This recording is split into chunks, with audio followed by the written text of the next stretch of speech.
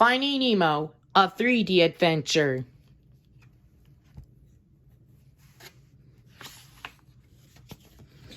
Nemo! Nemo! Marlin called out. No! No! It had all happened so fast. 1 minute, little Nemo was right there, playing the daredevil and swimming over the reef, a drop off to touch the bottom of a boat.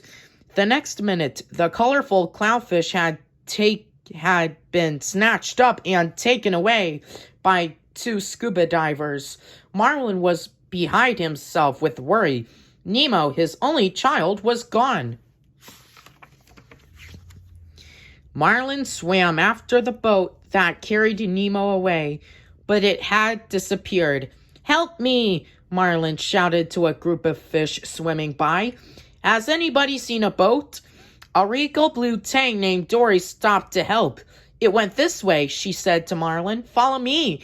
But Dory was a very forgetful fish. She forgot what she was doing. She led Marlin in circles. Marlin had no time to lose. He turned to go and came face to face with a shark.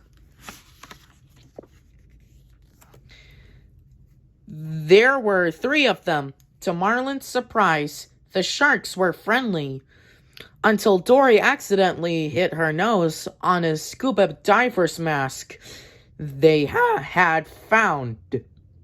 One of the sharks got a whiff of blood, and he went shark mad. Dory and Marlin escaped with a mask and found there was writing on it. Was it a clue to finding Nemo? They nearly lost the mask and had to run in with a vicious anglerfish before Dory managed to read the writing. P. Sherman, 42 Wallaby Way, Sydney. Some moonfish gave Marlin and Dory directions to Sydney, and the 2 set off at once. But as they swam over a deep trench, a school of jellyfish surrounded them. Marlin and Dory dodged the stinging tentacles. Marlin made it through, but "Dory?" Marlin called, looking around. "Dory!" Marlin retraced his steps. He found Dory entwined in jellyfish tentacles, seemingly lifeless. Marlin was stung several times as he pulled his friend to safety. Then everything went black. Marlin awoke on the shell of a sea turtle named Crush. He and Dory were safe. Together with the other turtles, they were riding the East Australian current. Crush helped Marlin and Dory exit the current at Sydney Harbor. They knew they had to be getting close to P. Sherman, 42 Wallaby Way, and Nemo. But which way was it? "Now, let's ask somebody for directions," Dory suggested. Too bad the first somebody they bumped into was a hungry whale. The whale swallowed them up. Things were looking very grim indeed. But then the giant beast surfaced and ejected them through its waterspout into Sydney Harbor. They looked all night for the boat that had taken Nemo. The next morning, they were scooped up by a pelican. They resisted being swallowed until the pelican finally spat them out onto the pier. "I gotta find my son Nemo," Marlin said with a gasp. Another pelican named Nigel overheard Marlin. "I know where your son is," he told Marlin. Nigel had heard lots of stories about this superfish who was battling the ocean dangers to reach his son.